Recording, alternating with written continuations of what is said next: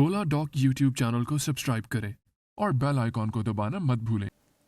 अस्सलाम वालेकुम नाज़रीन, आज हम एक और बहुत ही इम्पॉर्टेंट टॉपिक डिस्कस करने लगे हैं जो कि बहुत ही कॉमनली आस्क्ड क्वेश्चंस होते हैं हमारी गायनेकोलॉजिकल प्रैक्टिस में, और वो है कि IVF। पाकिस्तान के टॉप डॉक्टर्स के साथ अपॉइंटमेंट बुक करें, वो भी पेशेंट फीडबैक देखते हुए। लाखों लोगों की तरह पाकिस्तान के सबसे बड़े डॉक्टर नेटवर्क का फायदा उठाएं और आज ही ओला डॉक ऐप डाउनलोड करें। ओला डॉक, डॉक्टर का अपॉइंटमेंट आसानी से। IVF क्या होता है? क्या अल्फाज हैं जो कि स्टैंड होते हैं? IVF इन विट्रो फर्टिलाइजेशन के लिए स्टैंड होता है। इसका मतलब होता है कि आपकी जो फर्टिलाइजेशन है वो बाहर, जिस्म से बाहर हुई है। अच्छा, अब बहुत से क्वेश्चंस इसमें आते हैं। कुछ लोग इसको समझते हैं कि शायद ये इस्लाम में इसकी इजाज़त नहीं है, या ये हलाल है कि हलाल नहीं है। अब मैं उसकी डिटेल में तो बिल्कुल भी नहीं जाऊंगी, लेकिन मैं सिर्फ ये बताऊंगी कि IVF होता क्या है और उसको किस तरह से किया जाता है। जब हम ये डिटरमाइन कर लेते हैं कि इस कपल को ख़ुद से प्रेग्नेंट होने में, यानी कि नेचुरली प्रेग्नेंट होने में बहुत ज़्यादा दुश्वारी का सामना हो रहा है, जो कि किसी भी रीज़न से हो सकता है। इसमें मेल फैक्टर्स भी हो सकते हैं, इसमें फ़ीमेल फैक्टर्स भी हो सकते हैं। जो मेल फैक्टर्स हैं वो तो ज़ाहिर बात है, या तो सीमन अच्छा नहीं है, यानी कि उसमें स्पर्म की क्वांटिटी बहुत कम है। एक अच्छे सीमन के लिए एक लिमिटेड नंबर, एक क्वांटिटी बताई गई है कि जी 19,000 या 19 मिलियन या 20 मिलियन से ऊपर का काउंट होगा तो उसको वो मतलब उससे लेके 120 मिलियन काउंट तक का काउंट जो होता है वो एक रेंज दी जाती है। और अगर स्पर्म का काउंट उससे कम है तो ज़ाहिर बात है प्रेगनेंसी होने में बहुत सी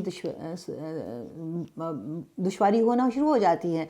अच्छा, दूसरी चीज़ होती है कि जो स्पर्म्स हैं उनकी मोटिलिटी ठीक नहीं है, यानी कि वो मूव नहीं कर पा रहे, वो अपने रास्ते नहीं बना पा रहे, वो जा नहीं पा रहे एग्स तक, तो उसको फर्टिलाइज़ नहीं कर पा रहे। ये दूसरा रीज़न हो सकता है। तीसरा और रीज़न जो औरतों में मोस्ट कॉमन रीज़न होता है वो ये होता है कि जी ट्यूब्स जो हैं वो ब्लॉक हो गई हैं, ये ट्यूब्स बंद हो गई हैं, ठीक है, या एग्स नहीं बन रहे थे। एग्स बनाने के लिए तो हम फिर भी बहुत सी हेल्प कर देते हैं, और अगर ट्यूब्स ठीक हैं तो आमतौर पे उन लोगों को सक्सेस हासिल हो जाती है। लेकिन बाज़ दफ़ा क्या होता है कि सारी चीज़ें ठीक होती हैं, उसके बावजूद भी प्रेगनेंसी नहीं हो रही होती, तो फिर हम सजेस्ट किया जाता है कि ये अननोन फैक्टर्स की वजह से आपको प्रेगनेंसी नहीं हो रही, लेकिन हम आपकी मदद कर देते हैं थ्रू IVF। यानी कि हम IVF में क्या करते हैं कि पहले औरत के एग्स को स्टिमुलेट किया जाता है, औरत की ओवरीज को स्टिमुलेट करके मल्टीपल एग्स जो हैं उसके अंदर से निकाले जाते हैं। सबसे पहले क्या होता है कि जब हम उनको इंजेक्शंस देते हैं तो बहुत से फॉलिकल्स बन जाते हैं। जो डोमिनेंट फॉलिकल्स बन जाते हैं तो फिर उनके एग्स कलेक्ट किए जाते हैं। वो एग्स मोस्टली जैसे ट्रांसवजाइनल अल्ट्रासाउंड होता है उसी तरीके से नीचे से प्रोब डाल के और डेंड्रिट डाल के उनको सक किया जाता है। फिर उन एग्स को कलेक्ट करके एक जगह पे रख लिया जाता है और या फ्रीज़ कर लिया जाता है। इसी तरह हस्बैंड के स्पर्म्स लिए जाते हैं और फिर उनको एक डिश में डाल के आपस में फर्टिलाइजेशन के लिए रख दिया जाता है। जब वो फर्टिलाइज़ हो जाते हैं तो वो एम्ब्रियो जो होता है उसको पहले चेक किया जाता है। चेक करने के बाद उस एम्ब्रियो को वुमेन के वूम में, औरत के रहम के अंदर रख दिया जाता है। इससे पहले रहम को मल्टीपल दवाइयों वगैरह से प्रिपेयर किया जाता है ताकि वो जो बेड है वो बहुत अच्छा सा तैयार हो जाए, और जब हम उस एम्ब्रियो को अंदर रखें तो वो वहाँ पे चिपक जाए। अच्छा, अब इसमें ये वाला सवाल कि आया कि ये जायज़ है कि नहीं, इसके बारे में तो मैं कोई कमेंट नहीं दूंगी, सिवाय मैं ये कहना चाहूँगी कि अगर स्पर्म्स हस्बैंड के हैं और एग आपका अपना है तो सिर्फ आपकी जो हेल्प हुई है वो बेसिकली ये हुई है कि आपके एग्स कलेक्ट करके, हस्बैंड के स्पर्म्स कलेक्ट करके हमने बाहर फर्टिलाइज़ कर दिए और आपके जिस्म के अंदर रख दिए। बस इस हद तक आपकी हेल्प हुई है इसमें। تو اس پروسیس میں یہ ڈٹرمن کرنا وایا ویدر کہ مطلب آپ اس کو غیر ان نیچرل سمجھتے ہیں، تو یہ آپ کا اپنا بلیف ہے. میں اس کے بارے میں کوئی ایسا خاص کمنٹ نہیں دوں گی، کیونکہ ہر انسان کا اپنا بلیف ہوتا ہے، اس کی اپنی رائٹ ہے کہ وہ جو بلیف کرتا ہے وہ اس کو فالو کرے. لیکن میں صرف آپ کو یہ بتانا چاہتی ہوں کہ ایکچولی آئی وی ایف یہ ہوتا ہے. پھر دوسری چیز ایک اور بہت کامنلی آسک کویشچنز ہے کہ اکسی کیا ہوتا ہے؟ کیا اکسی بھی آئی وی ایف ہوتا ہے؟ یس، اکسی بھی آئی وی ایف ہوتا ہے، لیکن اکسی میں ہم کیا کرتے ہیں کہ جو ہسبینڈ کے سپرمز ہیں ان کو میں سے ایک سپرم سلیکٹ کر کے اس کو پریپیئر کر کے اس کو عورت کے ایگ کے اندر انجیکٹ کر دیتے ہیں. اور جب ہم اس کو ڈائریکٹلی اندر انجیکٹ کر دیتے ہیں تو وہ اکسی کہلاتا ہے. اکسی اور آئی وی ایف بیسیکلی سیم چیز ہوتے ہیں. اس کے اندر پھر جب وہ فرٹیلائز ہو جاتا ہے تو اس کو ایمبریو کو واپس اندر رکھ دیا جاتا ہے. آئی وی ایف میں صرف سپرمز کو خود موقع دیا جاتا ہے کہ وہ ایگ کو فرٹیلائز کر لیں، جبکہ اکسی میں سپرم کو اس کے اندر انجیکٹ کر دیا جاتا ہے. اب آپ مجھ سے پوچھیں گے کہ آخر اس کے لیے آپ کے کیا پری ریکویزٹس ہیں اور کیا کیا کیا جاتا ہے. تو جب آپ کسی بھی اچھے ماہر آئی وی ایف اسپیشلسٹ کے پاس جائیں گے تو سب سے پہلے وہ آپ کے کچھ بلڈ ٹیسٹ کریں گے، جس میں hepatitis B, hepatitis C, H I V, rubella وغیرہ کے ٹیسٹ شامل ہوں گے. اس کے بعد وہ آپ کے ہارمونس چیک کریں گے. اس کے علاوہ آپ کے ہسبینڈ کا سیمن انالیسس چیک ہوگا. آپ کی ساری رپورٹس پہلے چیک کی جائیں گی.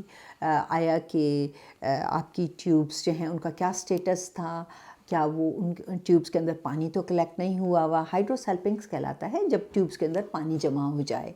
اگر ہائیڈروسیلپنگس ہے تو بعض اوقات بعض کنسلٹنٹس آپ کو یہ مشورہ دیں گے کہ ان ٹیوبس کو ہم نے کلپ کرنا ہے آئی وی ایف اٹیمپٹ کرنے سے پہلے.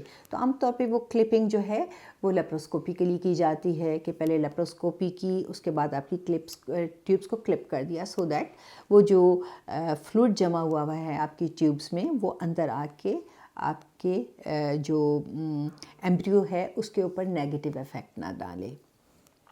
کچھ لوگ جو ہیں آئی وی ایف سے پہلے کہ اگر رحم کے اندر بہت بڑا فائبرائڈ موجود ہے یا ملٹیپل بہت بڑے بڑے فائبرائڈز ہیں جو کیویٹی ہے آپ کے ووم کی اس کو ڈسٹارٹ کر رہے ہیں، تو آپ کے گائنیکالوجسٹ ممکن ہے آپ کو یہ مشورہ دیں کہ پہلے فائبرائڈس کو ریموو کروا دیں.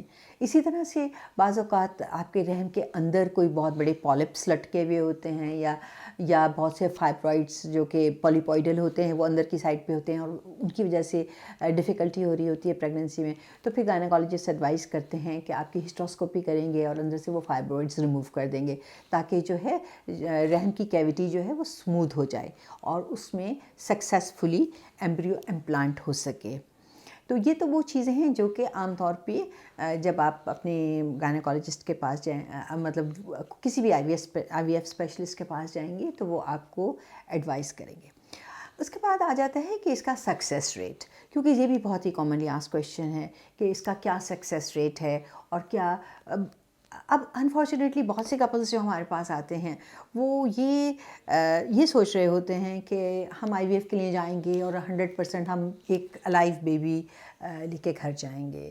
تو اصل میں ایسا تو نہیں ہے. آئی وی ایف کا سکسیس ریٹ تقریباً 30 to 35% ہوتا ہے. یعنی کہ کسی بھی اچھے بہترین سینٹر میں جہاں پہ آپ جائیں وہاں پہ آئی وی ایف کا عام طور پہ سکسیس ریٹ اتنا ہی ہوتا ہے. یعنی کہ اگر آپ 100 لوگوں میں سے آئی وی ایف جو 100 لوگ کرتے ہیں ان میں سے 35% تقریباً ٹیک ہوم بیبی لے کر جاتے ہیں.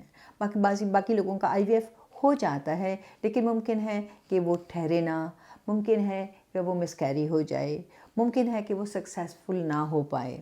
تو یہ امپورٹنٹ ہے کہ جب آپ آئی وی ایف سینٹر میں کسی میں بھی تشریف لے کے جاتے ہیں تو آپ یہ سوچ کر جائیں کہ اس پروسیس کا اتنا سکسیس ریٹ ہے. تو بڑا انفارچونیٹ ہوتا ہے ان لوگوں کے لیے جو آئی وی ایف کروائیں اور اس کے بعد پھر وہ پریگننسی نہ ٹھہر پائے اور چلی جائے. اٹس ویری اسٹریسفل اور ظاہری بات ہے ان کے لیے بہت پریشان کن ہوتی ہے. لیکن بہتر ہوتا ہے کہ آپ مینٹلی پریپیئرڈ ہوں کہ آئی وی ایف جو ہے اٹس ناٹ 100% ٹریٹمنٹ فار ایوری تھنگ. Thank you.